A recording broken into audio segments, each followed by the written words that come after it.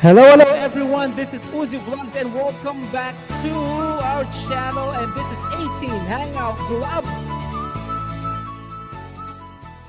How are you guys doing?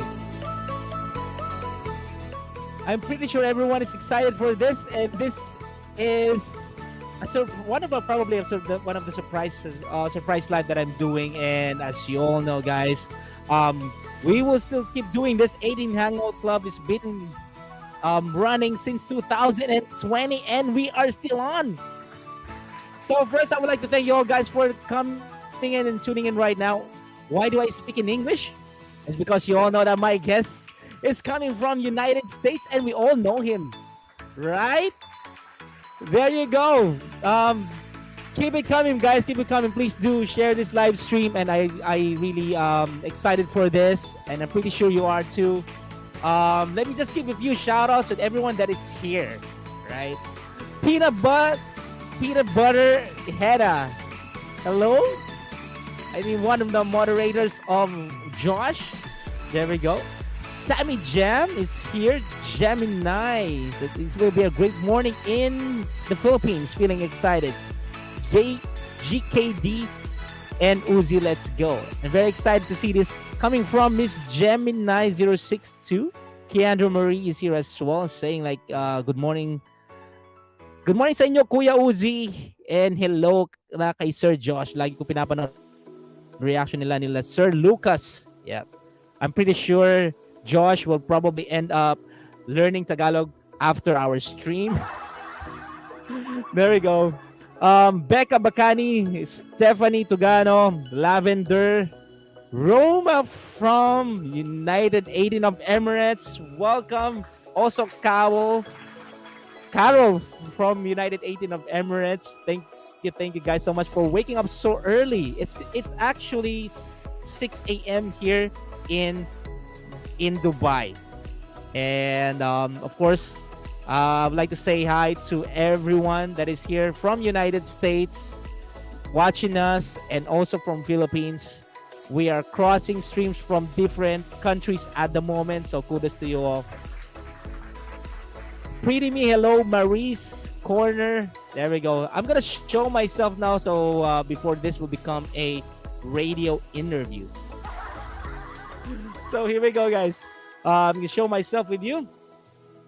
I'm pretty sure I'm not the one that you came up here for. Oh no, I know that you kind of miss me too, guys. You know. There we go. There you go, guys. Welcome. Your brother Uzi Vlogs.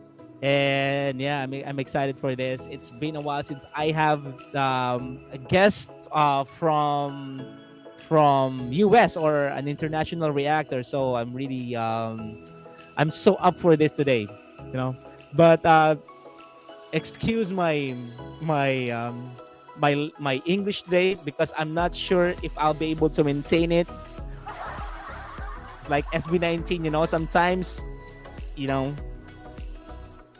it gets finished. Hopefully that I can sustain this for the next 2 hours.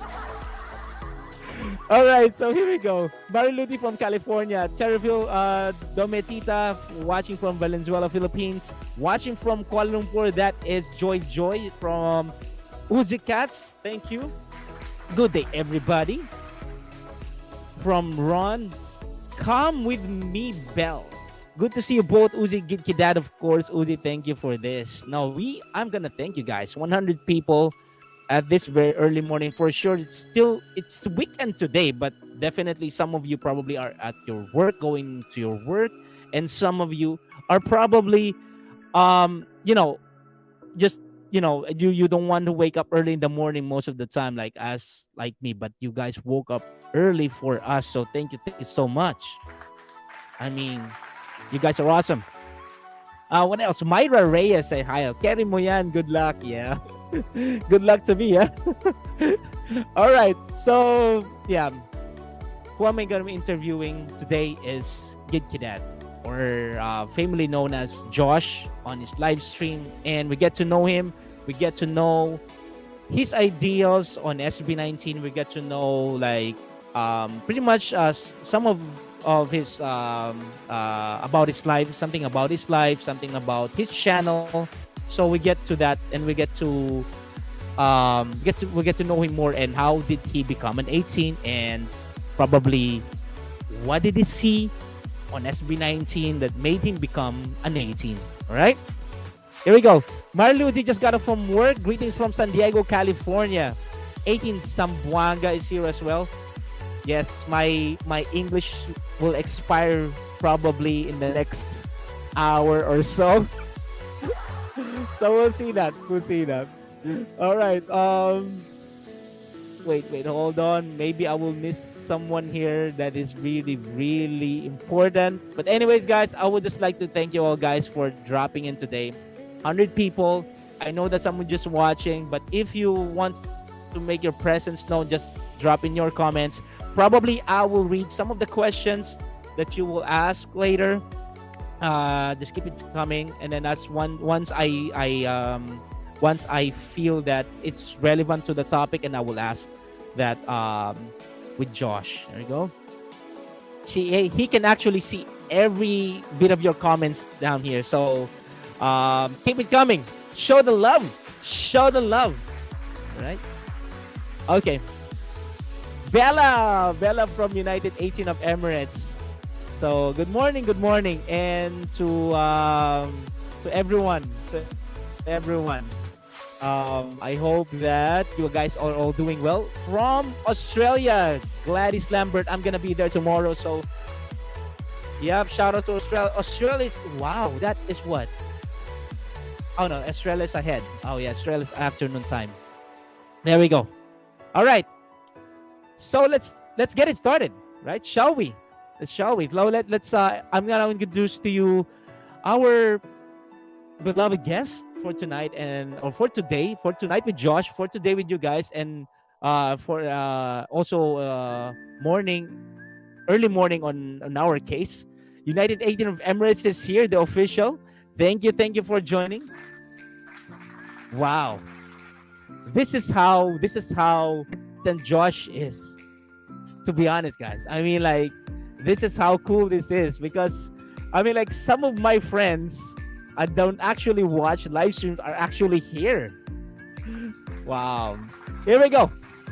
Let me introduce to you my guest and our one of the prominent reactors of SB19 at this era, all right, or at this period.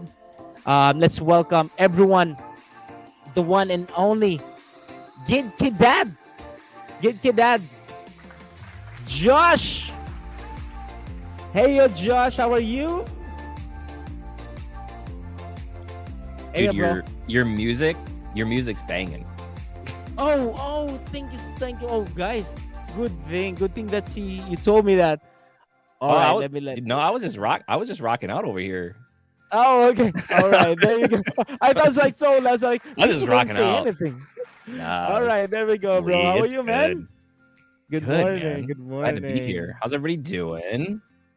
Yeah, I feel great today. Yeah, man, 154 already at this time. Look at that. Hey guys. Yeah, I can see I can see everything you do. you wanna say hi to them, bro, Josh? Like, probably hey guys. Some people that you don't know. It's actually really fun because for once I don't really have to worry about like controlling everything.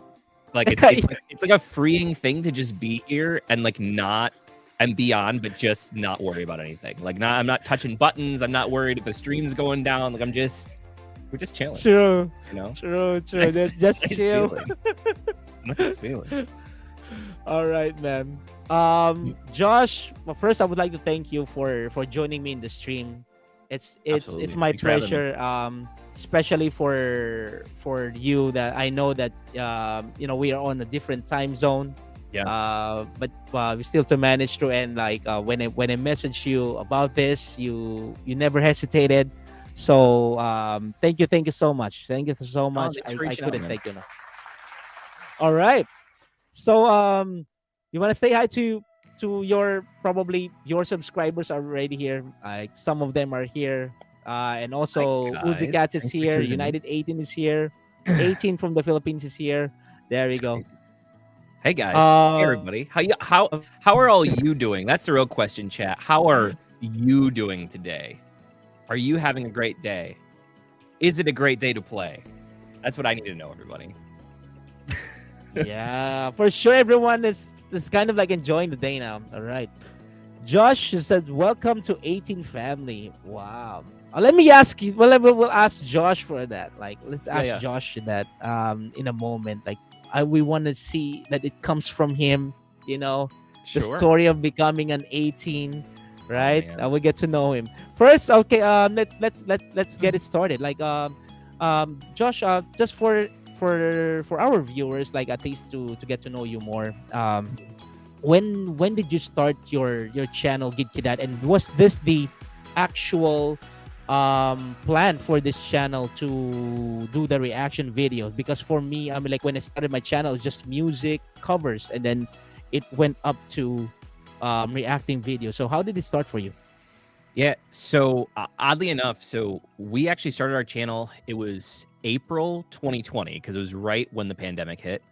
My son had just been born in January. We share a birthday, and I had this really great job, and then the pandemic hit and I got laid off from work. And so it was like nobody was really hiring here. Everything here just like shut down completely. And I was working in the car business, and so like even when places came back, it was at such like a limited capacity because like all the car manufacturing stuff had halted, sending cars over. It was bad. So I was like, okay, well, what are we going to do? Mhm. So my wife and I had for a long time, like we had always played video games and we enjoyed watching like PewDiePie and Markiplier and Jacksepticeye. We were really big into gaming, and I had a music background. I was like, what if, hear me out, what if I just started streaming for now? Like, just see, I'll start streaming and I'll play video games and I'll add like this music element. And I remember my wife at first was like so skeptical. She was like, and I was like, what do we have to lose? Like, I can't go to work. So she's like, okay, fine. So we did it. And it started as a gaming stream. My moniker, Gidkiddad, was originally made because my son's name is Gideon. He's my kid and I'm his dad. So it's funny because people now that don't know it, they come in and they're like, oh, hi, Gidkiddad. And they're like referring to like me and Lucas as a they, them. And like Gidkiddad or GKD is me. My actual name is Josh, but like I'm Gidkiddad. And then Lucas had a moniker that was Tekon. So that's why like our music names came from that. And so we did the gaming stuff for a while, but like what was really cool was like the music stuff started taking off with that. Like when people would subscribe, they could like request that I'd sing a song, and we started doing a bunch of charity stuff where we would do like live performances for charity efforts. I think we raised $22,000 in 2020 for different charities during that time. And then it was the following year. I don't know if you remember this or not, but like on Twitch, there was this huge thing where they started banning streamers for using music.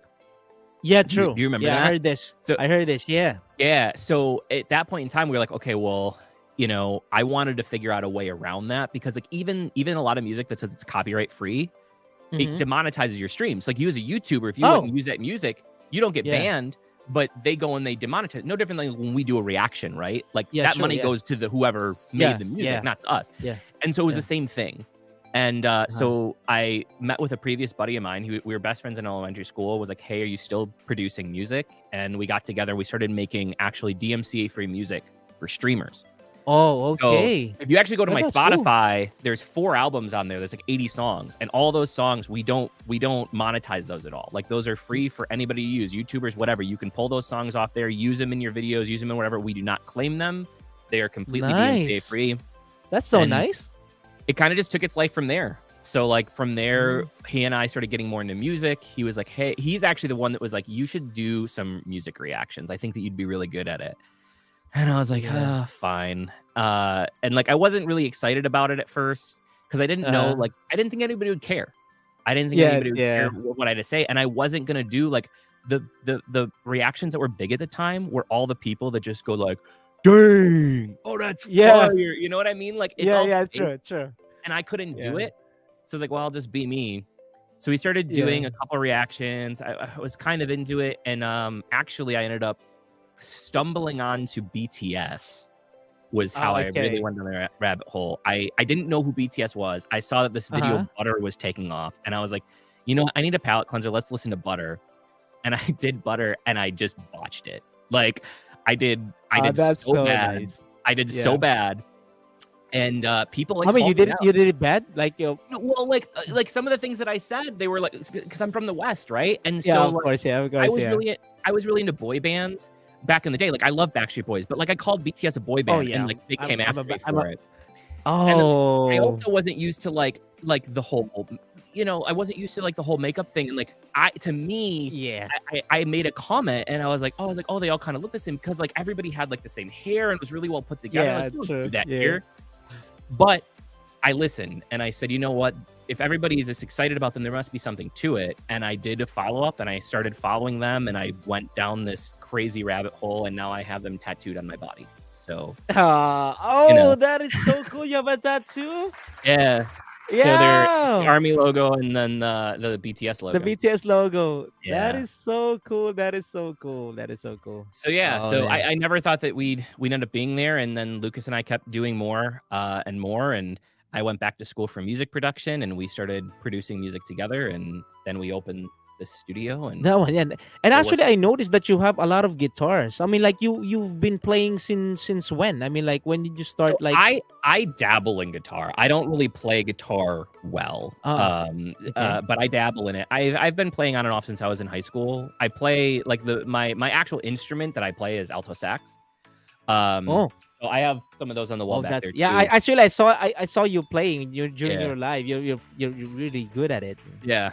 I used to be good at it. I'm okay at it now. But yeah, but with the studio, what we decided to do is like we would always have like friends that would like quit or like we're trading instruments all the time and everything around here. Like if you go to like sell instruments, there's one place. It's called Music Go Round, and you could go sell instruments to them. They buy and sell used instruments, and they rip Okay. you cloth. Like they'll buy, you'll buy a guitar for $500 brand new. You'll go and trade it in. They'll give you $100 for it, and then they'll go around and turn around and sell it for $450. And so we're like, why don't we just do this as like a service? So we just kind of were collecting instruments, and before you knew it, we had like 40 guitars and amps and all kind. I have a whole room full of band instruments. We've been working with some of the local schools on renting out band instruments, and just kind of happened. And then people can use them like when they come in, if they want to use an instrument or whatever. When they come in to record, they can just pick one off the wall and use it.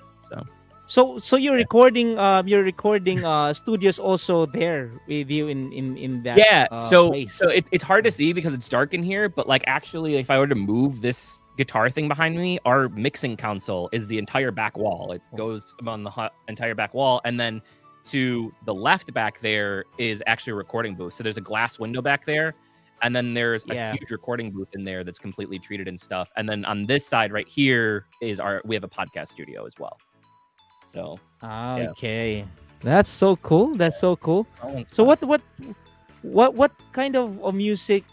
You said that you do you produce music for like background music or something like that for the stream. But what kind of music that you produce for yourself? So I mean, like do you? Yeah, we have our own music. It's kind of like a blend between like pop and hip hop. But to be honest, like when we started listening to a lot of like K-pop music originally, we started drawing a lot of influence from it only because it was like, I feel like a lot of music here in the West is boring.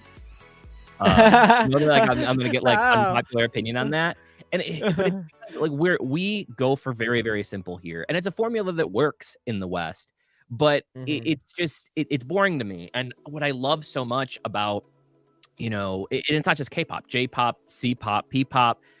Like what happens is like they put so much more of a value on the production, and it seems like more of a production. So instead of it just being bass, drum, piano, vocals, that's it. It's like these huge big sound waves and Exactly synths, right. and they pop out and they come back in. And the reality is at the end of the day, it's because they have to be better. Like those producers have to be better in order to be able to make those sounds work together. And it's just something that's just not seen here as much. So we started doing a lot with that. So I guess some of ours would be like synth pop type stuff, but we produce just about everything.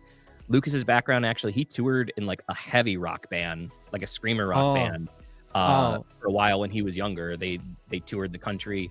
And so he's got a rock background, and I got a little bit of rock. I actually have formal training in musical theater and classical. That's what I came from. But we do pop. We just worked with an artist from Italy who sings in Italian, like an Italian folk song that we just wrote with him. We have rap artists that are now signing with us. So like we do everything besides country music, and we could do it. Just don't have a lot of experience. Yeah, you can because that is, I think that's way easier than producing hip hop music. Come on, hip hop music is like it has to be you can create a sound using the application and softwares, but then it's sometimes it's not that easy to blend in, like make sure that it doesn't sound as the same as before, like any other hip hop song, right? So I think that's the tricky part of it. But and I and also like to add, when I saw you and Lucas reacting, I think you really have this like rockish vibe of something. I thought you guys are, I never thought that you're into like what do you call that, the what do you call that, the music you said, like musical theater, classical music theater, And I didn't realize that until you sing last live. It's like, why are you singing this? I mean, like that's so cool. I can do just about everything. I got a pretty wide range of repertoire. That makes you an effective reactor of music, because like you kind of understand like what the other genres are, and then how you see it with your perception.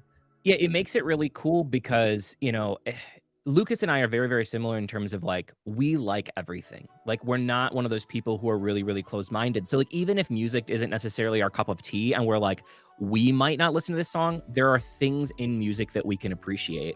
And so it's given us just this, like, it's really fun as we started to react to more and more artists, especially as we react to more and more artists all around the world, because like you get to learn so many new and unique ways to do things. For instance, the way that they mix vocals in every single country is different. And it's always very, very True. cool to see, like, in America, we're very like, especially in pop music, it's like the vocals all in the front, everything else hides in the back. There's not really a Yep. lot of width in it, right? Yeah. But then Yeah. you go to some other countries and sometimes it's like they like doing things. I remember we were listening to some music and it was like they liked panning vocals, like just like more to the left or more towards the right. And it was just very interesting, but it fit with the rest of the music and what they were doing. Sometimes they like to hide vocals. Sometimes they like to really, really squash them or compress them. And Exactly. it's like, it's Exactly really cool true. to see that in all kinds Yeah. of other places. So Actually, in the Philippines, like if I will compare the music now and the music before, everything actually is the same as is in Americas. Like everything's in front. All of the yeah, vocals is in front, and yeah, then of course with the producers right now, I think they managed to learn that as well. They had to, so said, like to hide some vocals and then to make sure, Mhm. like what SB19 is doing on their music. I was like, especially with the new song of Philip, have you noticed that it's on the back, right? It's on the back. There's The rocks is there's on the so back, much right? there's so much Yeah. going on in the backing of that track though. Like it's great because people don't normally hear it. And I always tell people, like, if you really want to appreciate music, it doesn't cost a ton, but like if you're listening like on your iPhone headphones or like earbuds or whatever they are, like it doesn't do it justice. If you're listening on your speakers, like get a pair of these. Literally, Yes. so these are by Audio Yeah. Technica, but Audio Technica makes an intro version of these. They're called the AT40s. They're like Yeah. 45, $50 on sale. Yeah. What you will start hearing and experiencing in music is going to be on a whole nother level if you love music, because literally in that song there is like 15 different sound layers in Wow. that are happening in the background, that like it's just like, and it's just all this ear candy. And even like when we react, it's hard because like we made that's a 2-minute song. We did 20 Yeah. minutes for our video for that, and like we were stopping ourselves because we were like, we can't make this too long, right? Like, Yeah. and you go back and listen to it afterwards and you always find new things. And it's crazy the amount of layering that happens in some of these. And that song especially has so much going on. It seems so simple on the surface and it's so complicated what they did. So that headset of yours, that Audio Technica, will is that debunking those like layers of sounds So when essentially, you hear it? so stereo sound, right? The way that stereo sound works is it goes from left to right. Goes If from you have a one, pair yeah. of speakers, Yeah. right, you have a left speaker and you have a right speaker. Yeah, But true. stereo, the way that it's mixed now, the way that sound is mixed, it's not just all left or all right. And that's the thing. Like back, 20, 30, 40 years ago when everything was analog, you could kind of adjust it, but most of it was either center, it was left, or it was Yeah. right. All right. Yeah. True. Now it's like if I was like a clock, right? Now Yeah. things can be like 45, things could be like 40, 35, 20. Oh. Like they literally, when you put more sounds, you have to create space for all of those. One of the ways you can do that is through like EQing, which is literally Yeah. taking different frequencies or adding different frequencies to something. But the other way they do it is by placing them in different sections. For instance, when you do drums, if you generally do each set of drums different. So if I'm like writing a kick drum, the kick drum is going to be right in the middle. The snare might be right in the middle. But if I have like a hi-hat, I'm going to have the hi-hat off to the side. So it sounds like it's an actual set of drums in a room. So you're going to hear this in the middle, but then you might hear the hi-hats on the side. Yeah, on the side. here. True. All the sounds are like that. So the problem with like those little in-ear headphones is they're made to just kind of pick up everything, but they're Everything not at once, yeah. kind of a surround sound. And when you have a good pair like True. this, they really help to like delineate where that sound is so you can hear True. all the different frequencies. And Yeah. that's really what makes it special. And like the room behind me, for instance, the speakers that we have, this room is actually designed acoustically so that when it travels around, you can hear all those different things break up in the speakers That's that are in so this room. cool. Yeah. That's so cool. That's so cool. But by the way, Josh, when you said like you started to learn or when you start reacting and you learn about the BTS and then you started from there, um did you just stop from doing the BTS and then you found out about SB19, or you do other reaction So videos too of we other artists? we do everything. You know, for a while I had two channels actually. I had a BTS only channel and I had another channel, and a lot of that really had to do with the algorithms. Like Ah, YouTube, okay. as you know, YouTube is really really finicky. So we would like do BTS videos, and then like all of our other videos would just get lost. Um, Mhm. so but that became a really really pain to like maintain them. So we combine them. Maintain. We do just about everything. You know, we do K-pop. We've done Dimash. We actually started doing a lot of Morissette Morissette originally. too. Oh yeah, Who yeah. we like Lucas and I just love Morissette. Like, oh my Yeah, god, she's her voice amazing. is Yeah, man. fantastic. That's true. And then it was one time, I think it was in a Morissette video that somebody was like, "Oh, you guys should do SB19," and we did what I think because like at the time, like it just like when I Googled them, it showed up. And like Lucas and I did it and like we enjoyed it. It was just it seemed very like disjointed at the time. And now it's like going back and listening to it now that I know more about them, the song is so much better. But that's kind of how the song is. Yeah. And then during our live streams, people would start like can request via the live streams like what we do. And that's when Lucas and I do the most of our reactions now because we don't have a lot of time together. And it actually is Jenna, who is our moderator. Jenna is also part. Yeah, sometimes you're three of you there. Yeah. Well, then my Yeah. wife is somebody that's with us, but like Jenna, our Ah, okay. moderator, is also Filipina. So she requested SB19 a couple times, and Lucas and I just were like, man, like we just started like really, really enjoying them, and then people really liked the reactions, and we just kept doing them more and more. And Lucas and I just kind of like fell in love with them because they're just the amount of talent that there was crazy. But for me, it's always about the story. Like the reason that I liked BTS so much wasn't because of their sound. It wasn't the craze that everybody else liked them. It's when I started learning about them and what they had to say and why they had to say it. That's what draws me into an artist. And it's like Yeah. the minute that I started learning more about SB19, the minute I started watching those interviews, like that was it True. for me. True. Because True. it's one thing for people to be talented. There's a lot of talented artists out there. It's Yeah. another thing to know where they came from and why they stand for what they stand for and why they do what they do. And that speaks to me so much. That's cool. Yeah, actually, that's true. But before we get onto that, um, at least we have known a little bit of about Josh and his channel and all that stuff. I would like to give a huge shout out to everyone that is here, 251 this morning. You guys are awesome. So yeah, everyone is like active in the live chat. Of course, Peanut Butter, Aren, Hannah. Yeah, thank you so much. Of course, United 18 as well. Tito Mike is here listening to us, and yeah, but I would also like to read some of the comments right here. Um, this is actually very true. Filipinos don't go to music schools as like some like probably I don't know like some countries or others do, but most of the artists learn to sing by just listening, which is actually true. I learned my how to play guitar by ear. I don't Yep. read notes actually. We call it widowing in the Philippines. Mm. I'm not sure if this is the same there, but yeah, we just learn it through that, and I think that's it's a great talent of Filipino artists to listen by ear, because when I found out about that there is conservatory music where you can actually learn how to read notes and find out that that's more technical, and then I improved from like people who is an actual music guru. I said like, Mhm. oh, there's some like this. I mean, like, oh, there's more into music, but that's basically that's the basis of most of the musicians here in the Philippines. And yeah, head tone, chest tone, mixed tone, anyone who can carry a tune in the Philippines, then they would tell you what the hell are you talking about. It's like this. I don't even know what are those before until I talked to music gurus, Yeah. and oh yeah, like vocalists and all that stuff. And yes, it's It's just like that. It's funny because I didn't like growing up until I started playing sax. I didn't do any of that either. Like when I started learning how to play guitar, it was kind of the same way. It was by ear.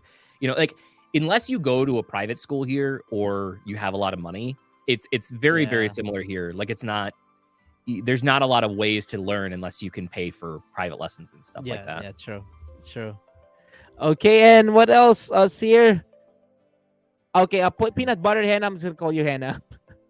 All right, there we go. We also have Army 18 here, which is kind of like really interesting because now when you found out about SB19 and what music, what is your first music that you react onto SB19? So the first one was actually a long time ago. That was last year, and we did What? And we really enjoyed it. We weren't really breaking out into a lot of other music at that point in time, but I really enjoyed it. But we never did a follow-up to it. And then I think that coming back, it was a slow song. I can't remember. Tilalua or it was definitely one of them on the Wish bus, and I can't remember if it was Tilalula or if it was Hanggang sa Huli. Or Mapa. Or it could have been Hanggang sa Huli. Hanggang sa Huli. I think I'm pronouncing that wrong. But it was one of the slower ones, and that's where Lucas and I were like, yes. Because, like, it's what, like, again, what's a good song, but it doesn't showcase their vocals.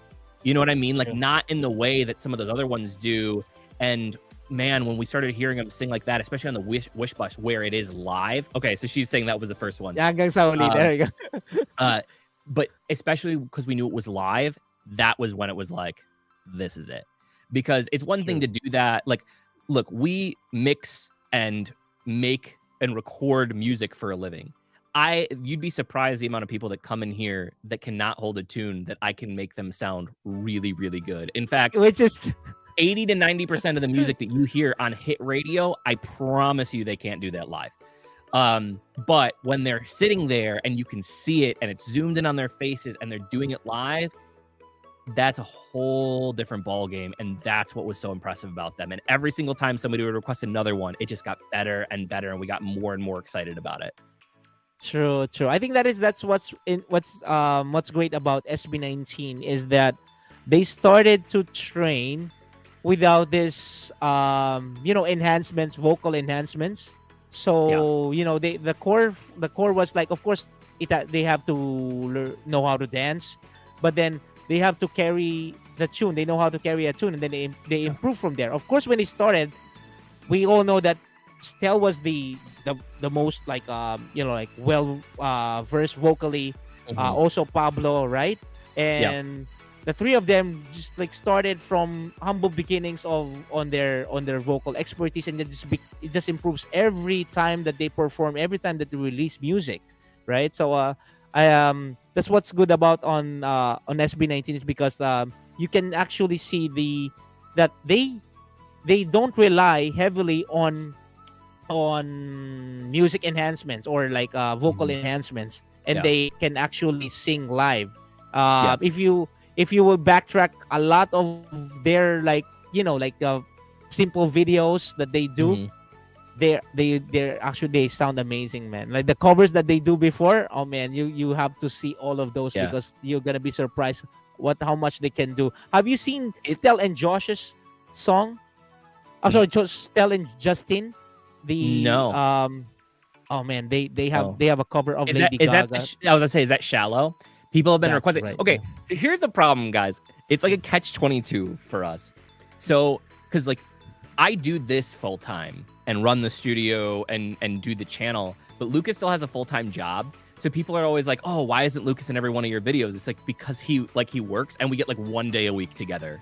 Because like we're still running the studio and doing all these things, and it's like I want to be able to do more, but then people would be really, really upset that I wasn't reacting to those videos without him, or that I was reacting to those without him. So it's like we have to wait. We have to be patient, guys. It's gonna be a slow burn. Yeah, you're gonna you're gonna end up like probably like reacting to their previous contents for very, very long time, man. Yeah. I mean, like you need to spend more hours, and plus of course their future engagements and works, so it will eat up most of your time. So hang on dude. Yeah. There we go. But why did you? When you first you said like when you found out you about SB19 when you did the first reaction you were wowed by it. But then when did you start like really feeling that they have this like talent? Of course, I, you're listening to BTS. Of course, BTS is big, and that. But when did you find out that they have this potential to be someone like that too? I'll tell you when. So the first time that we heard them live on the Wish Bus, like Lucas and I remember afterwards, after that stream, we were like talking about like, man, we really hope that people keep requesting them because it's like here, Lucas and I are never fake on stream. There have been plenty of songs that we've been like, yeah, this one really isn't that great, or like we're not feeling this. We don't know why they made that production decision on this. Like we're always real, even when we get attacked for it, we're real. But there are definitely some times where like we feel music more than others, and there's some times where music gets requested where we're like, okay, it's this again, because we have done 1,200 videos or something at this point. But when we got done, we both looked at each other. We're like, oh, we really hope that people keep requesting them because it was so good, and we just knew that there was something special there. And then I think somebody had requested afterwards. It was the first live one, and I think that was. And again, I'm probably pronouncing this on is it Tilaluha? Tilalua. That somebody requested that, and it was like their live performance of that. And like that one, man, that one just blew us away. That was actually a stage performance. And I remember keep coming back because it was like, that was the first one where you really got to hear the full on harmonic, like in the cool movements they were doing in that, and Ken's voice just coming into that. And we're like, oh, they have something so special because so many people shy away from those low voices, and it's so dumb because it gives it such character. And man, that was it. That we were it's really important. The people don't realize how important the bass line is, or the bass vocals is, because you remember Boys to Men when they lost the bass member, right? Yeah. It sound different. It's still them, and like but there's a missing piece of that vocals, right? And we related them in that was the video. We actually looked at each other and we were talking about them, and we were like, we haven't seen something like this since Boys to Men. And like, because the West, we don't do boy bands anymore. It's too much work, right? It's too much work finding people, making them get along, splitting up revenue. Like we would much rather not do that. And so we don't do it. And like, I was just thinking back to the last one, and like, even like groups that were great, NSYNC, Backstreet Boys, right? We had some boy bands back in the day. They still didn't have the vocal talent for like the Boys to Men did, in terms of like you could drop every single instrument out and let those guys sing a cappella, and it was butter. It was butter. True.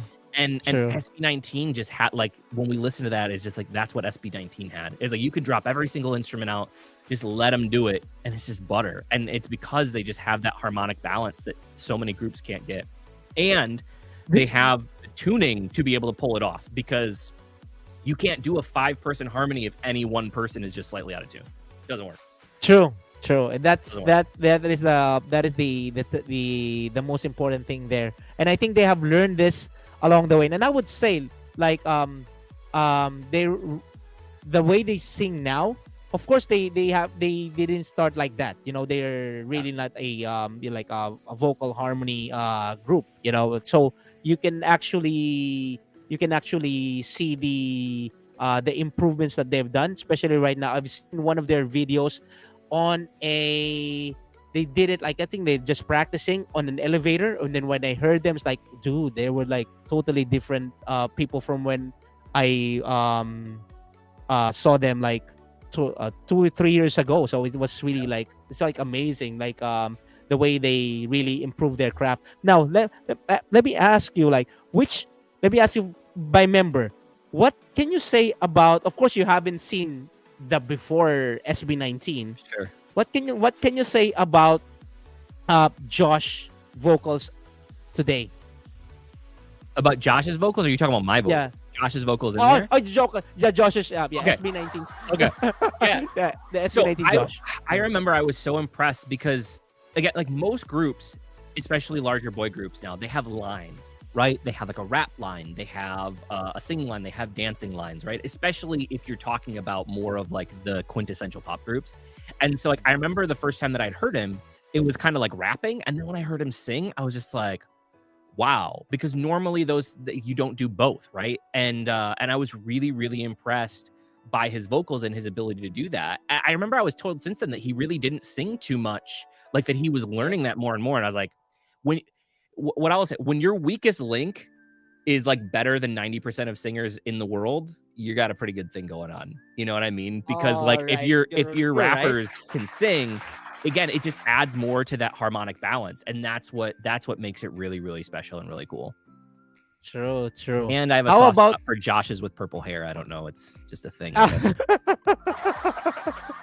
But now at least you like we get used to this colored hair, right? Yeah, I mean, that's right. And it's true. Before like I used to be a stan of SB now. I mean like Backstreet Boys. I mean like during my time, and I'm still following them. And like they're still making music and they're all that still stuff, out right? there, man. Yeah, they're still out there. They're back doing tour, and they're Backstreet's back. All right. I'm such a fan of them. But let's talk about Justin now. I mean, like he started from really like he has a simple voice. If you haven't seen his previous Justin is very interesting. I love that you called it simple, and Justin has something really, really special. So for my Army 18 fans in the audience, I think that they're gonna get this, because I always like to compare to other people that I think people can relate to. Jin from BTS is the perfect balance voice, and what I mean by that is when you have large groups, there has to be somebody in that group that doesn't have too much character in their voice, because you need that one person to be able to do the harmonies to blend with anybody, no matter who it is. True. Justin is that for SB19. So like his voice is nice and pure, it's flat, and it doesn't stick out too much, which means he can do a lot of the harmonies. He can fit in just about anywhere if he has to do a low part, because when you have large groups like SB19 or BTS or any of these big groups, right? You have these layers. So you have one person singing after another person, singing after another person. True. And those were the high votes. Those were the high notes. Yeah. Right. So like, but sometimes what happens though is like maybe those two voices coming right in after another, maybe that's too abrupt for that transition. And so then you take a Justin and you put, maybe depending on the way that the song is composed, you put a Justin between a Ken and a Stell. Yes. Does that make sense? So like it's just that kind of perfect just medium to help in those midtones, and especially when like the midtones are often when it gets muddy. So if you like in a mix situation, if you have too much vibrato in your voice, too much character in your voice, it's just going to make the entire song sound really, really muddy, and you have to have that purity, and that's what Justin is for them. True.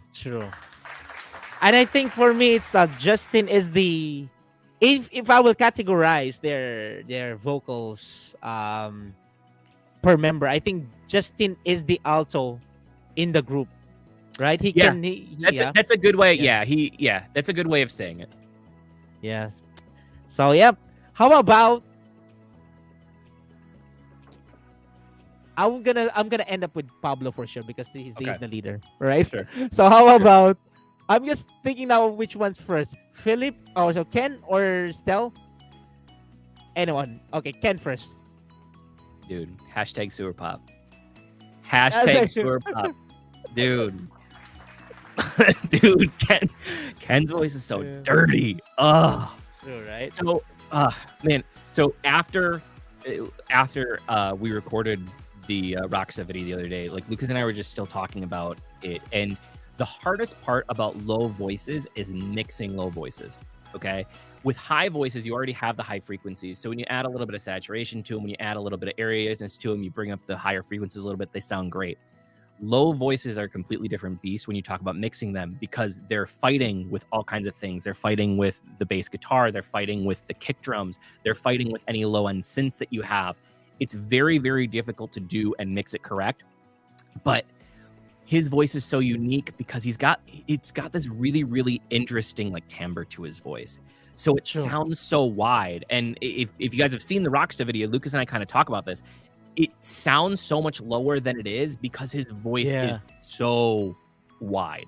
It has like its own saturation to it. And so where normally low note would be like, he's just like, oh, like I can't Yeah, do it. I don't has, have that voice, yeah. but it's just It has a chorus it's actually. It's like it's so two. good. It's like probably like three voices in one, Right. something like that, right? And so what causes that is the air for some people's throats are just different. And so what happens is air travels slower through the throat. It's still making the same note, but it's traveling slower. So it kind of sounds like I related it to a car in the Rockstar video, but like it's like when you have a big V8 engine and those engines are like whoomp, whoomp, Yeah. whoomp, whoomp. And that car has 500 horsepower. And then you got the Honda Civic with the big fart cannon. It's like Yeah. it still makes 500 horsepower. It's the same thing. It's just even though they're going the same speed, the sounds that they make are completely different. And his voice just has that because there's so much movement in there. It just it tickles you. You know, it sounds really really cool. True. So It is true. It is true. hashtag Yeah. super. So because Ken's voice actually it as I've said, like it completes the voices of the four. Yeah. I mean, like it connects them. Yeah. It connects them and then makes it as like as a whole. You know, it's like once you remove Ken's voice there, it will sound like it's not full, right? It will sound great still, I think, but then it's gonna be as full when Ken's line is there, right? Right. And the other cool thing though that I want to note is that like his voice always sticks out in the low notes, but a lot of times in the harmonies, he's not singing totally low. And that's one of the things that's really nice about his voice is because he can sing some of those mid harmonies and it still sounds like separation because of that timbre in his voice. So like that's one thing that's really cool about him too, because he actually, you know, watching these interviews now when he was talking about like how he was really, you know, embarrassed about his range and stuff like that.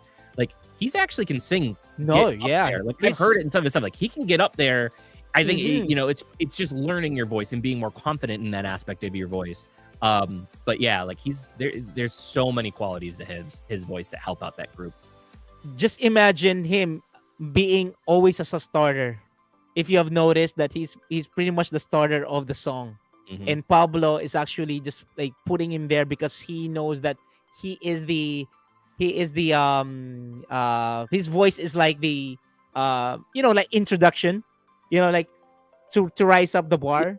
It grabs attention is what it ends up doing because it is so unique and it's so different that, you know, like especially with new songs, right? You gain or lose interest in a song in like 15-20 seconds. That's why songs don't generally have like huge a minute and a half long intros anymore, because people are like, the song's already done now by the time that happens. So what you want to do right away is whatever you do in a song, you want to grab attention, and his voice grabs attention when you hear it. True. That's right. Now we're raising the voices like musicality. We're now up to this higher tone voices, and of course, we gonna go up? We're going up. We're going up now. Let's go to Stel. How do you see Stel when you first heard him? Like that. Stel's like a Disney prince. He's a Disney prince now. Stel is a Disney prince. Literally, he's a Disney prince now.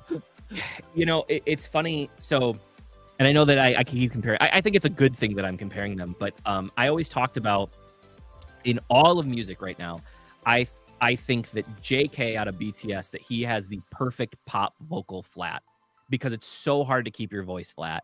And man, like ever since hearing Stel, it's like he's giving him a run for his money, because Stel's voice is so perfect for pop, but he has so much command of it. And the reason I call him a Disney prince is because like you would never know that when he did like that Lion King version and did the Disney Plus Philippines, right? Yeah. Most of the time, if you have that flat voice, that's what you have.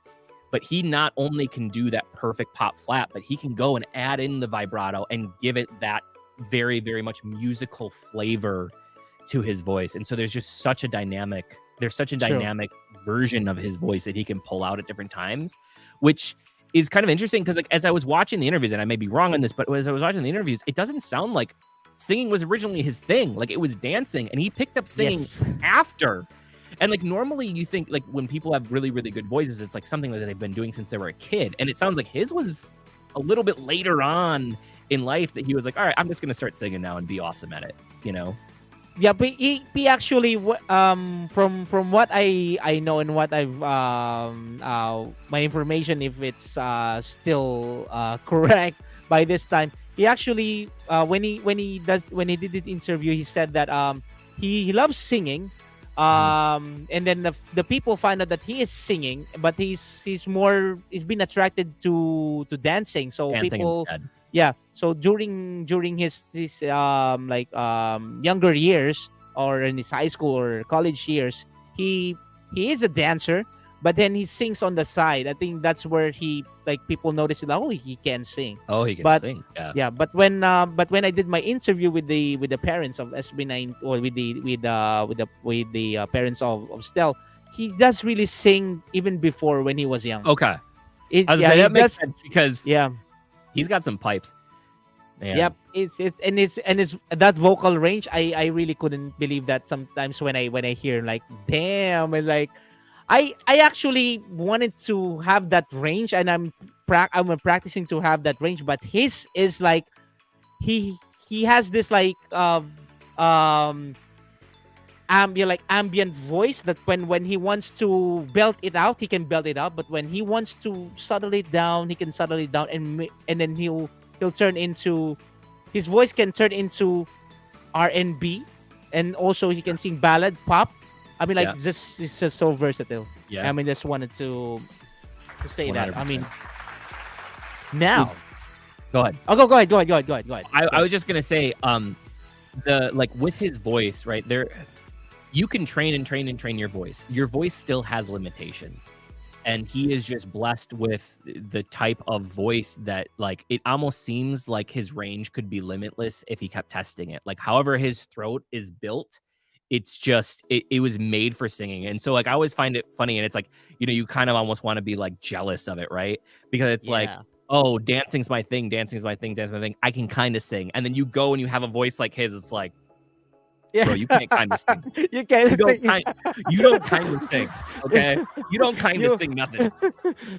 You are a singer, my friend. You are also a dancer, but you are a singer. You were born to do this. Yeah, true. It's I would say, like, I think what I love about what happened to them was, like, it was meant to be like that. But before I continue on that, let's talk about Pablo. Okay. So here's the crazy thing. Before I even get into Pablo's voice, I honestly think that Pablo is part of, like, the main reason that I just really, really loved them so much. Let's put the fact that his hair is perfect beyond, and that I actually think Pablo's secretly a super fan, and that you know, that's why his hair never like loses anything. But his brain, man. His ability to produce, his intellect, the way that he speaks, the way that he talks about things, and the way that he really understands the members of the group to be able to do what he does with them is what amazes me so much. He's got so much going for him. And then you just add in the fact that he's got this, like, really cool, you know, Michael Jackson type grit to his voice. And it's just like, it's one of those really, really unique voices that, like, they don't show up. That's not something you can practice. It's either something you have or you don't.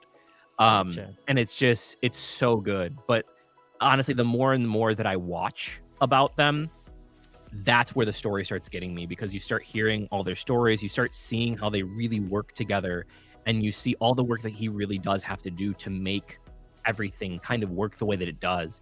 And I don't know that, like, unless you've been on this side of it, unless you've been on the side where you're producing and you're trying to figure out a way to move those puzzle pieces together, I don't think people can have a true appreciation for the amount of extra work that he has to put in to make that all cohesive. Exactly. Yeah, exactly. That's the fact that he can create such music. Like, I couldn't even, like, thought of, like, creating what at the first place. I mean, like, I can compose songs, but basic stuff, you know, like, like one harmony, but then I will never think of doing that. Have you, as a producer? Putting five as a different producer, pieces together. true. Yeah. As a producer, how difficult that is, like, to make that song. It's very so it's not only difficult to make it, it's difficult to hear it. And that's what Lucas and I think, talk about a lot when we're doing some of this. It's that we don't hear that. Like, we get better and better at it every single day, but especially in that, where you have not only different melodic lines in it, you have different chord progressions in it, but then you have different tempos that you're switching up in and on top of it, and you're trying to pull those pieces together. Like, there's a reason that people don't make music like that a lot, because A, it's extremely difficult to do, so it doesn't pay off. Yeah. If like in the West here, if I can make a 2-minute song that literally is 30 seconds intro, 30 seconds outro, and a minute in between, and set it out there and it gets 10 million views, why would I go and spend, all this extra time to hire all these people to make this huge soundscape and a 5-minute song just to maybe get a couple more views? And it just goes into their story of, like, because they have a story to tell, right? Because they don't want to do that. And it's extremely, extremely difficult for the little payoff that you get. But when you do it, it comes out just amazing.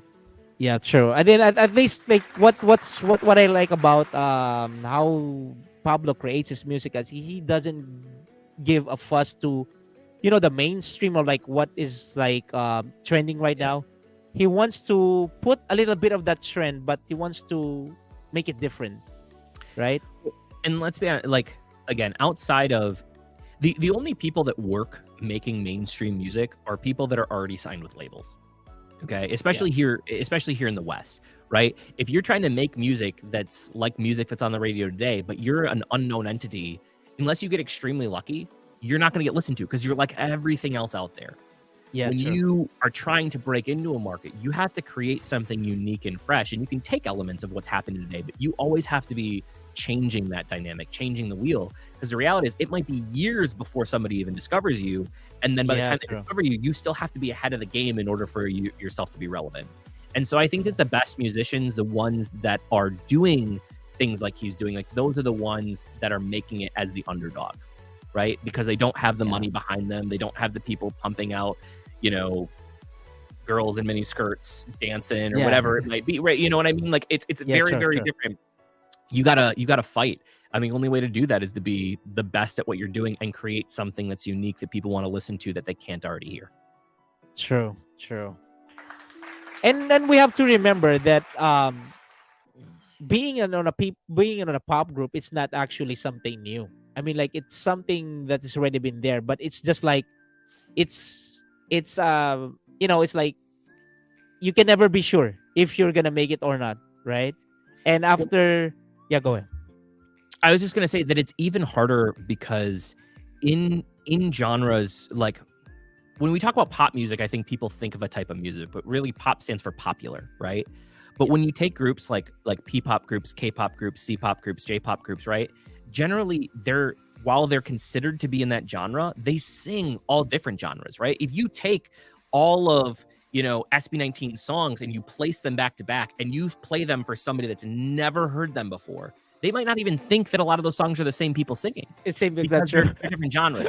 In the West, we're so used to, if you sing punk rock, you sing punk rock. You have to sing punk rock, true. If you sing or rap, pop, you sing rap. yeah. Right, exactly. Yeah. Like, that's what you are, and you're kind of typecast because they don't build the same connection with their fans that groups like SB19 do, where people are going to follow them regardless because they are who they are, and not because they make a specific genre of music. And I always go back and think of, because they just split up, Panic at the Disco made the same type of music forever, and then they came out with their one CD that everybody hated, which, by the way, that was my favorite one they ever made. But they came out with the one CD that everybody hated because it was like, oh, this is different. That's different thing. Different. You're supposed to make this kind of music. And so they went back to making that type of music afterwards. But that's not how it should be. You know what I mean? Like I want to make music because if I want to sing a punk song right now, like, I'm going to go make a punk song. If I need to get a rap out because, like, I'm just feeling it, I'm going to go do that. You know? True. And so, like, it's just, that's what they do really well, is they can kind of fit in everywhere. Nice. Wow. So this is like for you guys out there, the viewers, the 350 amazing viewers, we kind of like dissected our thoughts regarding each and every member. What can you say about that? And then some people have their chat here. Pablo's voice is uniquely beautiful with a heart and a perfect Super Saiyan hair. I'm not sure if you, yeah, Super right. Saiyan is from the Dragon Ball Z, so it means Yeah. like, which is actually true. Um, I'm gonna read some of the comments right here. Stel was part of a choir. Yes, actually, do that. Yeah, he is. He was. Stel can do lower voice as well. He can actually do everything, I think. Yeah. Even of course, he's not. His bass line is not gonna be as beautiful as Ken's bass line, because Right. Ken's bass line is like that's the core of it. But he can do that too for sure. What else? Let's see what people are saying, so that we have a little bit of a breather right here. Sewer pop. They said you have to patent sewer pop. How can you Hashtag describe Superpop. sewer pop? How do how can you So, describe this? so Lucas and I were talking about it the other day. Like, it's like when I think about the type of music, the first word that actually comes to mind is grunge. But when we think of grunge in musical terms, we think of like grunge rock, right? Like old Rock, school yeah. kind of like 80s, 90s grunge rock. So Yeah, true. grunge doesn't work then. And the best way that you can use to describe it is just like it's kind of down and dirty and like, but not in a bad way. It makes you feel like, oh, in the best way. It's like a feeling almost. And when they do like Mana, Mana is a perfect example Oh, yeah, of true. sewer pop. It's just like those really, really kind of low, dirty notes. And it's not just the way that they sing, it's the synths that they use, it's the bass that they use. And Yeah, true. it was in Mana on the Wish bus. There was the coolest moment happens in there. And if you're an audio nerd, it's when Ken comes in, there's a part towards the end and the music's coming in and Ken comes in on the same note. And they kind of like go in and out of each other. Yeah, And, like, yeah, true. Like it's just True. this coolest moment, and like that's what sewer pop is. It's just like kind of like that dirty, guttural sound, but it's so good, and you have to be such a good vocalist to make that happen. And so we just were joking about it one day because we're like, what do we call this? And on the stream we started calling it sewer pop, Sewer pop. and it's stuck. And now That's actually cool. Yeah, it's actually now cool. sewer pop. So now, like, our goal is that we have been writing. We've been writing a song, a backing track it's really good. So Lucas like, we're not going to use it. What we want to try to get SB19 on this song. It's sewer pop backing. We want them to be on it. Wow, wow. That's our goal. Wow. That's Yeah, our goal. let's try to manifest that. Like I mean, like this artist, like especially SB19, especially with the generation right now and with the popularity that they have, I think a lot of like producers like you would love to hear them like sing like this type for sure, that you have your own thoughts of like, okay, what if they sing this now? As a producer, do you have any other song in mind or like genre in mind that would you like them to try that they haven't done or they haven't been doing? I don't know about that they haven't done or haven't been doing. They really seem like they're really well-rounded. Like, the only thing that I actually think would be really, really cool, only because there's so many of their voices that could fit it, like, they could do a really cool rock song. You know what I mean? Like, An almost actual like a rock, punk yeah? song. Like, Yeah. they could Yeah. really knock one out of the park. You just have so many different types on there. And then I also feel like, I don't know if you're familiar. Are you familiar with Jackson Wang, No. the artist? He's Yeah. Jackson Wang is another Korean artist, but he sings a lot of stuff in English. But he's got like, there's this swagger and like kind of like this low, dirty tones to his voice, and like it's almost like in a genre of its own. I really don't even know how to place a lot of the music that he does, and like they could easily just knock out something like that too. If you guys haven't heard of him, you should check out some. I'll check it out for sure. There's a song called Blow. That's a really, really cool music video. Okay. And you'll get what I mean by it. Yeah. Okay. Yeah, that's cool. All right. Now, you said like you want to have you touch on this word like underdog, and then it's actually true. They were underdogs before. Nobody believed them before. They started with 7 people watching them. No one believed that they will make it. Now you're starting to hear their story. What actually stuck in you with some of the stories that you heard so far? I mean, so it's interesting. Josh and I have a very, very similar background, ironically, both Josh's. Just kind of like the hardships that a lot of them went through. Man, I remember that recent interview. Like I almost broke down when he was talking about like needing to share lunches and stuff like that. And Was it the Tony one?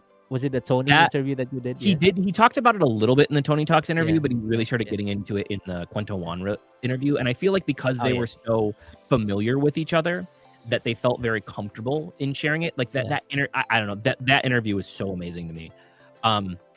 But he really got in deep dive into that and was talking just about like, having to walk and having to like share food and like almost giving up. And it's just kind of an inspiration. And I went through a lot of the same things. Like, we were on food stamps growing up. Like we didn't always know when our last meal was coming from. I was a survival of a lot of abuse growing up. And so like by all, you can have this connection. I shouldn't be here either. You know what I mean? Yeah. And I fought through, and like I just feel that with them, that connection, and just hearing all their stories. It really seems like Justin's really the only one who kind of had somewhat of a means, but just fighting through it, and then all of them being there to support each other through those difficult times, I think was also amazing to see, because there's a lot of times when people can want to give up. There's been times that I've wanted to give up, and Lucas has brought me back, or vice versa. So True. How important? I think this is what's important about being an artist nowadays. Like you must have this charisma, and you must have this caring story behind you to be able to at least connect to some people. Because if you have like, as you said, like there's a lot of like good artists, but then not all the artists have good story behind them, right? Some of them is like or some artists don't want to share this. But what's good about SB19 is they share their story, so for us to understand where they're coming from and why are they like this, right? And I think pretty much it's not only them in the world, but at least in the Philippines, I think they're one of the groups that have this. I mean, we have a lot of them in the Philippines, like the same story, like from rags to riches, and like, but most of them are solo artists, and I think they're the only ones that have been formed as a group, and that they have this story, and pretty much all of them have the same, the same lives before they became big. So, we're sure you're gonna find out a lot more of that along the way. And you're gonna appreciate them more, and for that I would like to say like how appreciative I am with you, Josh, because you want to know their story as well, because not all of the reactors wants to dig deeper to those stories. Of course, they will be stuck under the music, on whatever's hype today, and then they will just keep on waiting for the music. But I really want to appreciate you as an 18, that you still want to find out like what story behind SB19, and to know them more. So thank you, and I'm pretty sure that everyone here, the 18 community, is really appreciative of you there. So yep. Now, this is the question that probably everyone has been waiting for. I am not sure if you already have an answer for this, but who is your bias? Or if you have any bias, or if you don't have any bias,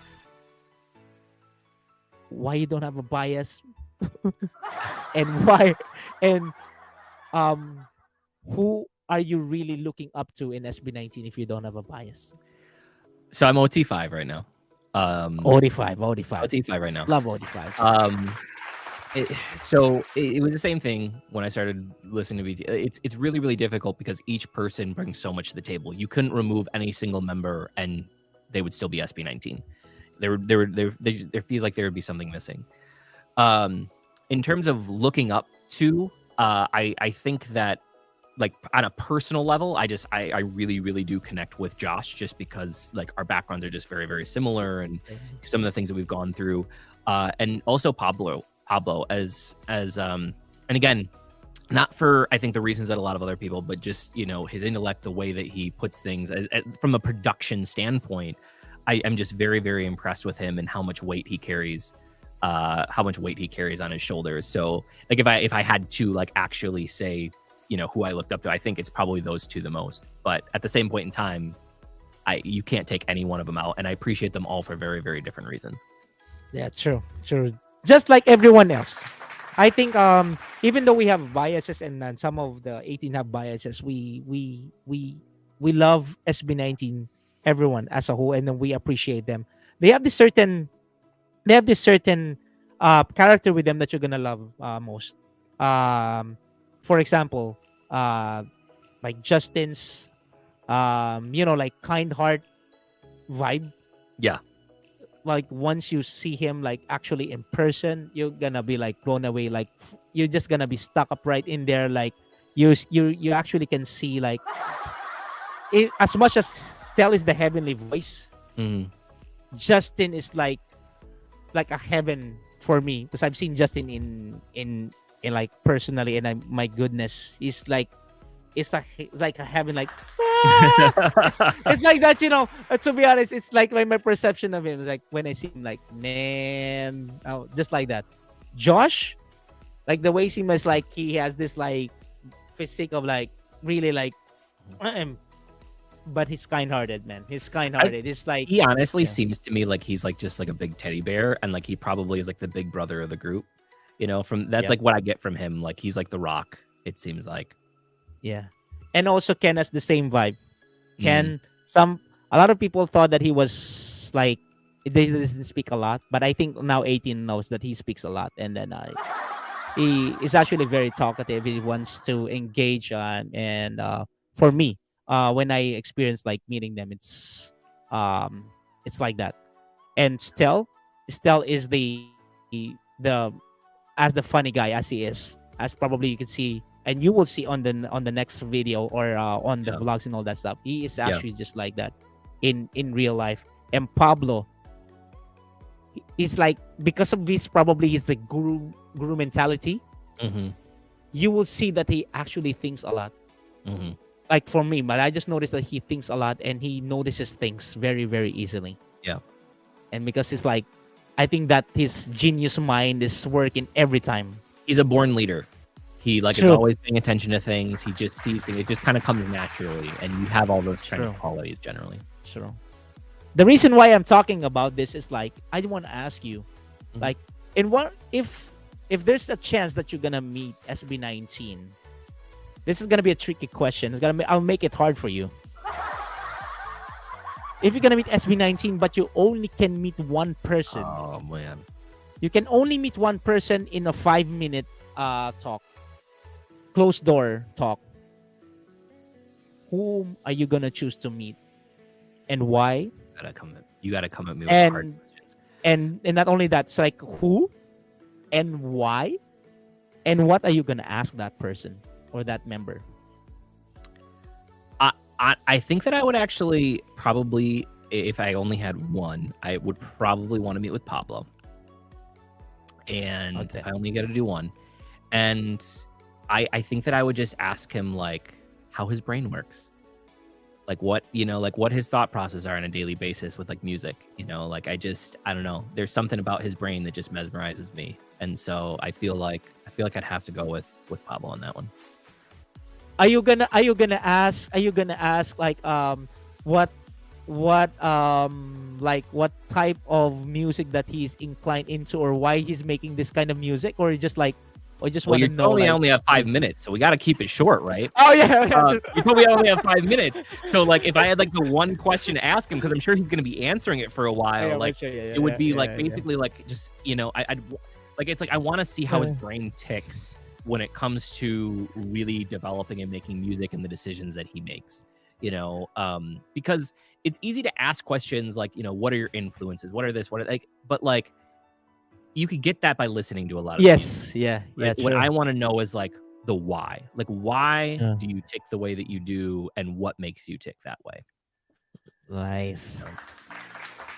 I'm gonna give you another shot Okay. for another member. Oh, another member. I'm gonna give you another shot for another member. After Pao or after Pablo, um, who will you choose? But not to ask about music. About to ask for something else, and what are you going to ask? Not about SB19's music. Something irrelevant out of their craft. What are you gonna ask?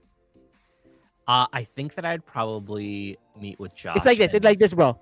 I Oh, would meet Josh, with, can you I would meet with you would Josh, ask and Josh. Okay. we would talk about video games. Video games. Yeah. That's interesting. You said that That's you couldn't be about that's music. true. So Yeah, I'm a true. gamer nerd. I think that we could nerd out about some video games.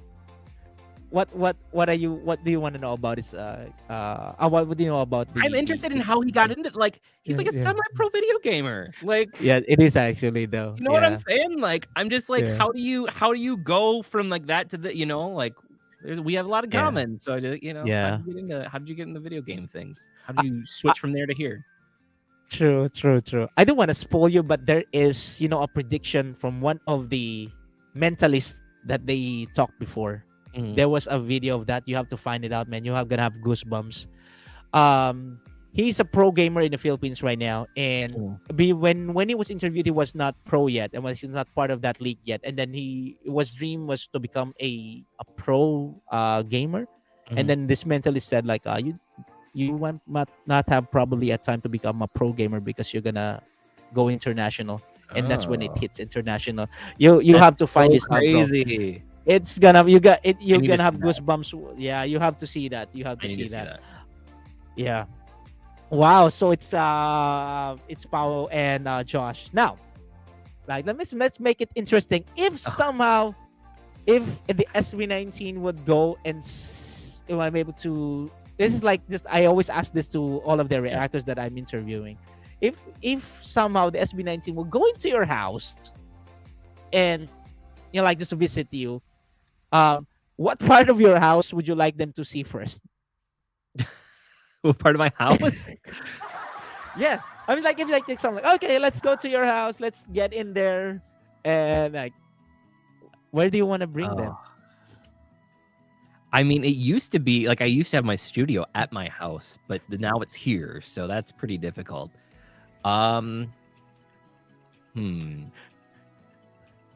I think that I would probably bring them out. We have like a front porch room that has like a bunch of like windows that you can pull out, and it's just screens. So it's like really nice in the summertime. And my dogs, for the most part, kind of like stay out there. Like they come in the house, but they just really like it out there. So we could just hang out there and play with the dogs. I'd bring them in. Only outside. You really don't want to bring them inside. No. It's inside. It's called a four-season room. Okay. So in Wisconsin, okay. So it's like heated. It's like in the winter, it's heated. But the windows then come out, and like we like have our kitchen table and stuff is actually out in that room. But like it's really nice. Like in the summertime, you get this really cool breeze that comes through there, and it's a really nice room. It gets really great light. It's my thinking room. Like when I want to read and stuff, I just go in there to read. But it's got like, and then you can have a talk. Now that's beautiful. We can just hang out in there and have a talk. Yeah, true. I have a very small house. And another one is, what are you gonna serve them? What am I gonna serve them? What food will you give them if you, like, this is like now I'm thinking like, okay, oh man, because you have to give them food, right? So what food are you going to give them? Trying to think of it's hard, right? It's hard. Well, I have a couple. So I actually cook. I'm the cook in the family. So I have a couple of signature meals. I make a really good penne rosa. Oh, with like all kinds of vegetables and stuff like that. And then you take like, you can either do goat cheese or feta cheese, and like you put it on the top and just kind of let it melt on there. And then you take like baguettes and you just crisp them just a little bit of garlic on there, and you can like put it on there, and you can either eat it or you just eat it as the penne. And Nice. That's a good group meal. That's a good group meal. Actually, your food is very tasty. A lot of guests that I have here, we only end up like getting fried chicken and spaghetti. Yours is totally different. You have something No. special. No, You have we're gonna something. make real food. We're gonna make real food. I actually have an entire Korean barbecue kit at my house now too, because like I loved it so much, and it was like an hour away, so we bought it for the house. We do that. Oh wow, Good. wow. That's how Oh, it goes. they I think they really like into that too. I mean, like Yeah. it's yeah. I saw them in a lot in there. Oh, they went to Korea for sure. I've seen them, Mhm. and there's gonna be a lot more of their videos that you will see that in Korea for Yeah. sure. Yeah. Good. Anyways, wow, we've learned a lot from Josh about his insight on SB19. And how about you guys? Are you still guys enjoying? Again, thank you so much. Right? Thank you so much for dropping here, and then thank you so much for joining us. If you have any questions for Josh, you can drop in right now, so you can start asking him that. Right? And first, I'd like to say a huge hello again to what is it, the SB19 playlist. I think this is the group, or yeah. Thank you for joining. Nems Ramos, my members. Thank you for joining. Who else? If I see any of them here, thank you. Yeah. So yeah, you can show them the emojis that we have there. I'm gonna probably change the emojis right now to some of the latest ones, so at least you get to enjoy it more. Yvette, give them chicken, hot dog, corn, strawberry, and barbecue. Pretty much all of their favorites in one. I don't know how you're gonna do that. It's like it doesn't actually like it's a party. Like, just a buffet. can you We're please just gonna ask serve a Josh buffet. who are buffet. Now, Gladys Lambert asks, can you please ask Josh who are his music influences? I think Yeah, I think she wants to know more of the artist now. Like who's artist? Yeah, that's that's a hard one. Due to the fact that like I've literally studied just about everything. Very very early on when I started getting into music, I was like really into like old Frank Sinatra, Bing Crosby, So like I really like Michael Bublé, like just those kind of like old smooth voices. And that was a lot of my original voice type was like that. But then like as I got older, I mean, like it just depends on the genre, Yeah. There's such great musicians out there, from Gavin DeGraw, Jason Mraz. I really like their voice styles, when it comes to like rock music. I mean, especially some of those Queen, Journey, Yeah. the Beatles obviously have timeless music. And for current, I mean, we draw so much of like our musical styles from a lot of modern synth pop, including K-pop and P-pop and J-pop and stuff like that. Like a lot of our influences come from those groups, and I don't think there's any one group because like there's so much different production aspects from those from different things that we've been able to pull from. So it's a really difficult question when you're a musician, because true. like Because when if you're you a have a producer, lot of we have to pull them from all different places. Yeah, That's true. but And then you will end up appreciating a lot more yeah, artists, and yeah. So then you become up like, okay, he can be my influence too, something like that. Yeah. yeah. And we look to different artists all the True. time. We're always looking for new influences for our music. So Yeah. And how about this question? Thank you so much, Gladys, for asking that. And how about Gladys? Cool. Na-try na ba niya yung Filipino food? It means that have you tried Filipino food? Most probably. I don't Can think you- so. Yeah. We don't. So in the area that I live, we don't live near like any really big centers. We're like an hour away from Chicago, but like you don't go there just because it's like you have to find a place to park and stuff like that. And we're an hour away from Milwaukee, so it's like we don't get a lot of cultural differences in our food, unfortunately, around where I live. I wish that we had. So more. you have you known some of the Filipino food, the names before? I mean, like have you heard of? No, not yet. Mm-mm. All right. But I can. Okay. we have people that visit. Like we've literally had people that have come around the area and like visit us while we're here. And I will say we're always open. That if you want to come and treat us, we will open our doors and you can come and make us some food and we'll sit out on the patio and. Yeah, for sure. I'm And down. you said I love you food. and now you're now like you've been exposed to Filipinos and probably some of the culture along the way while you're watching SB19. Have you ever any plans of like visiting Philippines in that matter? Like now you have this What was followers. the hashtag Josh and Lucas Sewer Pop Adventure 2023. So Lucas and I have like honestly talked Nice. about this, and so because like the plane tickets are really what's holding us back. Like the plane tickets are really Yeah. really expensive, and we literally talked Yeah. about starting a GoFundMe page because we have 2 songs that we think would be really really good for SB19 or any group. Like even if it wasn't, I just think that Filipino artists could really do it justice with the way that the music is right now. And so we talked Yeah. about if we could raise essentially around $5,000. If we could raise it, that Yeah, we would yeah. he'd take off of work for a week. We'd go do like a 9-day or 10-day and literally make a trip to try to meet with as many people as possible out there to share the music with and just see if we can make something happen and learn more about the culture. And so yeah, we really Yeah, you're really gonna want to love go. it. Yeah. We gotta raise them first because we do not have the money right now for that.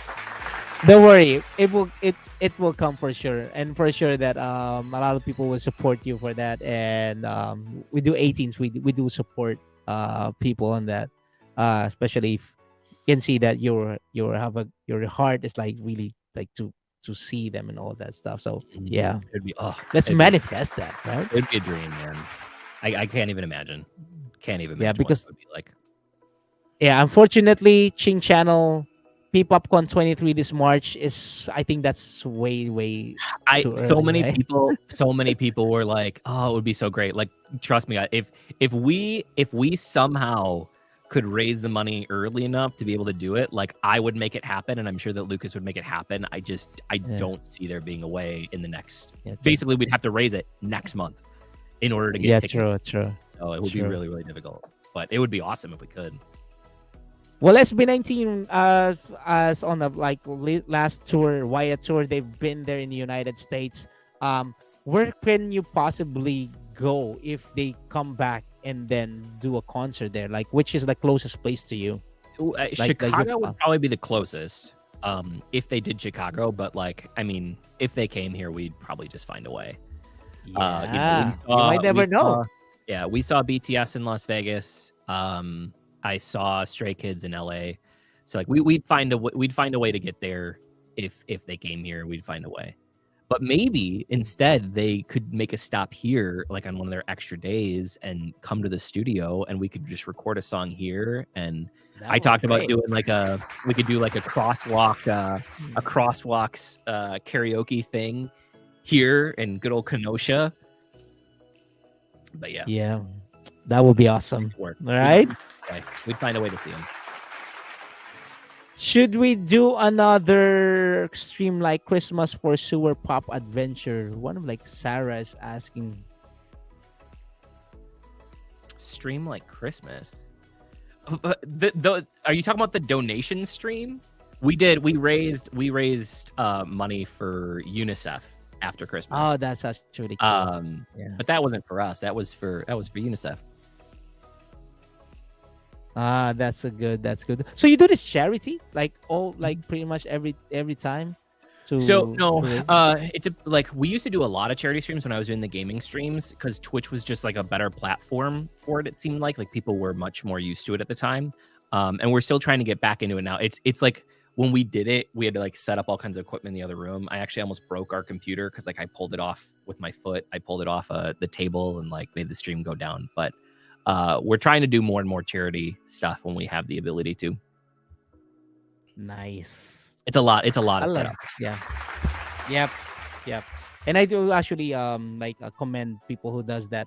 And in our especially in our fan base, there's a lot of 18 as probably if you don't know yet, like 18 actually does a lot of like those like charities as well. Like a lot of fan bases in the Philippines that does that.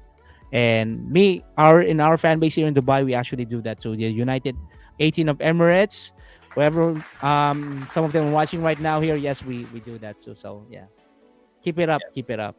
Nice. Now let me ask you: Are you now, since you're an army too? Mhm. Are you now an 18 by heart? I mean, like this is like because it's Yeah, hard, right? I would definitely say yes. So it was always really weird because when we got into the army community, like I was always really nervous because like there are a lot of people in the community that will be like, well, you're not army because you haven't been in it long enough. So I'm always like nervous with fandoms to be like, I'm 18, and then people be like, no, you're not. You haven't been in it long enough. But I've never gotten that perception. No, yeah, So no, like 100%. I mean, like again, Lucas and I talk about them all the time when we are not on camera. So it's yeah. 100%. Who? We're working on 3 So- covers right now. We're working on three SB19 covers right now. Yes. So Yeah. now is Josh an 18? Also, so there's a lot of Army 18 around. So Yeah. a lot of people can relate to you. So thank you so much for loving SB19, for joining the fandom. You know, like for sure, there's a lot of people's gonna be watching your channel. You're gonna be able to influence a lot of people, and probably like, like grasp them. Your friends, see you have Lucas already, like Yeah. following SB19. Yeah. So thank you for that. Yeah, thank Right? you guys. Thank you. And what cover would you like to do if you're gonna do an SB19 cover? We're working on 3 right now. The first one that we're working on is Way Out. Rockstar. No, So we're doing that one. That one. Well, we had already picked them out. Okay. Beforehand. Where so, you at? Yeah. So we're doing Way At, and then Bazinga, and we were going to try. We were going Bazinga, to my try Mana. Oh, Don't hardcore know. ones, yeah, Yeah, hardcore. we're gonna hardcore. we're gonna try it. It really comes down to whether we can get the pronunciations down. If we don't do that one, I haven't reacted to it yet, but I know a lot of people have been asking for it, and I do know that it's a little bit slower. And there's an acoustic version. Is it Life Goes? I believe. Yeah. So Life because we do have a really cool guitarist that we could bring in for an acoustic version of a song, so that True. may be an option as well. True. Yeah, looking forward for that. Yeah. We We're love working on that. We love it. Yeah. I think the backing track is almost done, and I just have to put together the rest of the vocals. So that one's actually done. That one we're probably going to release in the next couple of weeks. Spotify, Apple, Amazon, all the places. That'd be awesome. Nice. Yeah. Nice. I'm gonna wait for that. All right, guys. Thank you guys so much. I mean, first I would like to thank everyone that is here. We're pretty much on the end of our stream, so go get in the song or whatever you got. Peanut butter. Rick, you can just sing a song for us. On my stream. Yeah. So, but yeah, thank you guys so much. I'm not sure if Josh is up for it, but if you do, like they're putting you on the spot here. I mean, There's no, I don't have any backing music, guys. There's no way to do like a backing for it. It's not my stream. there you go. But yeah, thank you so much everyone for tuning in. Say your messages to Josh so I can read it out before we ending up our stream. Thank you 300 people for watching us. I hope you guys enjoy this. We got to know Josh and his insights regarding SB19 and how did he manage to find out about SB19 and everything. If you just got it right now, please do a replay and you'll find an interesting topic right there. Thank you for everyone who's joined us, and for the people watching here. For sure there's a lot of people watching us right now. Thank you for joining the stream at this early morning. For sure you'll have a lot of things to do after this, but we do appreciate you. Josh, if you have any message for SB19, what will it be and what are you gonna tell them? We should make a song together. There you go. There you go. It's definitely a producer's wish, right? Again, thank you, Josh. from me, from the Uzi Cats, and thank you for so much for joining us on the stream, for Thank you for allowing having me. us to interview you. I've learned so much from you regarding music, and probably this will not be the end. I will probably we'll talk about more, and yeah, and I hope to see you there Sure. too. Once if I manage to visit there, it's just 1 hour away from my mom's house Yeah. from Chicago. Come So on up. yeah, Come yeah. on up. So thank you. Guys, again, right here, everyone's here. Thank you guys for joining us on the stream. We have enjoyed it. I have enjoyed it. For sure you do. Hashtag Sewer Pop for the what was that? That is that a genre or what's that sewer pop? Is that like a genre or like a uh how can you describe it That's now? the Like genre that we made up. It's yeah, the hashtag genre Sewer that they Pop. made up, That's the right? genre that we made up. Yeah. There you go. Yeah, we're on up. We're going to say our goodbyes now. Would you like to say, Josh, to everyone that's watching you? Can you please promote your socials and all that stuff? Yeah, first off, thank you so much for having me. Thank you, all of you, for being here. It has been the most incredible thing has been the 18 community because it's been so positive. And seriously, Lucas and I talk about it all the time. That like it really makes it worth it. If you guys are looking for other places, obviously we have a YouTube channel. You can get on with me with Twitter. That's actually where Uzi found me was on Twitter. So if you're looking for a way to get in touch with me there, our music, we do have music out, Spotify, Apple, and Amazon. We're going to be releasing those covers and stuff there soon. And there is one other thing. We do have some other channels and stuff that we're going to be working on. Due to like when I started learning about BTS, one of the things that I really enjoyed was there was a content creator that made a documentary series through their eyes. And I don't necessarily always like watching, like I don't like learning about things from people unless it's from their words, but there's so much content. So one of the things is we've been learning, because we do actually have some Filipino members, we actually are looking to put together a documentary series from the ground up, but it's not going to have anything, no language. Like I'm not going to be narrating it, no narration. We're going to put it together literally just using clips from that. And we're starting to work on that and putting together a team for that now. So if anybody is interested in that, we do have a Discord. We've been starting to put together a timeline. We've been working on that diligently. We have translators already, but if anybody wants to participate in that, we could use any help. But we want to put together a good documentary series for them. I have an editor already on standby, and put it out from their own words as opposed to anybody else out there that could be making them, that's trying to tell their story for them. That's right. I'll be looking forward for that. Thank you so much, Josh. Again, on my for my like gratitude to everyone, I would like to just like I'm seeing like always this like thank you for supporting the channel, supporting our channel, especially 18 Hangout Club. Thank you for keeping this going, guys. Of course, it will not happen if without your support. I know for sure that we're gonna be talking to Josh probably in the near future again. But for this one, we wrap it up. Thank you guys so much. I enjoyed it. I've learned a lot, and for sure that you all did. Please let's support Josh in his journey for SB19. He for sure he hasn't seen everything yet. But yeah, you're gonna have much more time, but for sure he's up for it. So thank you. Shout out to AMD, 18 mommies and daddies. Of course, United 18 of Emirates, Uzi Cats, 18 Sambuanga. I would like to give a huge shout out to Radio 18. They're here. There's a station in Spotify called Radio 18. And also, let's shout out to Kasinag, 18 Australia. Thank you guys for dropping in.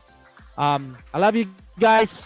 We have to say goodbye now, but it's not gonna be the last of 18 Hangout Club for sure. Josh, we're gonna see them. I will be watching his what do you call that? The documentary that he's going to up to his covers. I'm excited for that. And yeah, bro, thank you so much. Thank you, everyone. Please do follow me as well on some of my platforms, Facebook page. I know that your brother and your kuya is so busy, but thank you for the patience. You know, I don't do this a lot as often as before, but I still keep enjoying and doing this. So thank you, Radio 18. Here they are. Thank you. Anyone else? Waiting for the covers, and that's it. Thank you guys so much. Have a good day, everyone. Goodbye, guys. And to Tita, I know you're watching, Tita. Thank you.